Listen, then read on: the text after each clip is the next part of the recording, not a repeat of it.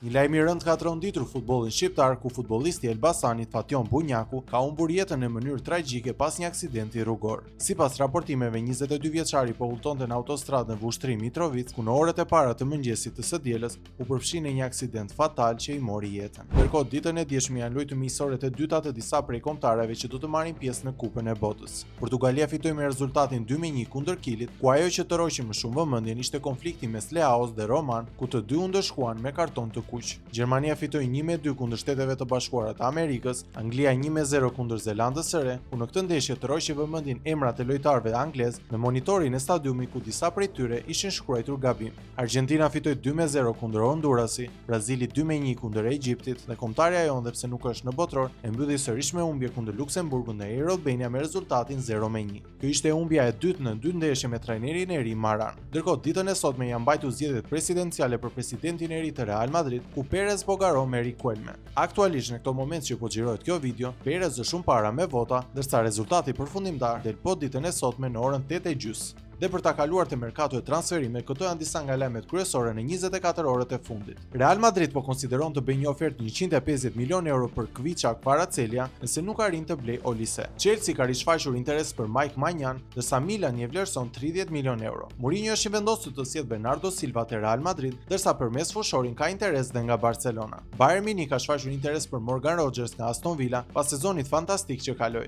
Juventus dhe Alexander Sørloth kanë arritur marrëveshje për kushtet personale, ndërsa në ditët në vijim pritet të bëhet oferta drejt Atletikos. Tottenham ka nxjerrë në shitje Luka Vuskovic, ndërsa Barcelona dhe Bayern janë në garë për kroatin. Real Madrid i është bashkuar shumë ekipeve nga Premier League në garë përmes fushorin e West Ham, Mateus Fernandes. Kaq ishte për ditën e sotme, mos harroni të bëni like dhe subscribe për të mos humbur asnjë nga videot tona.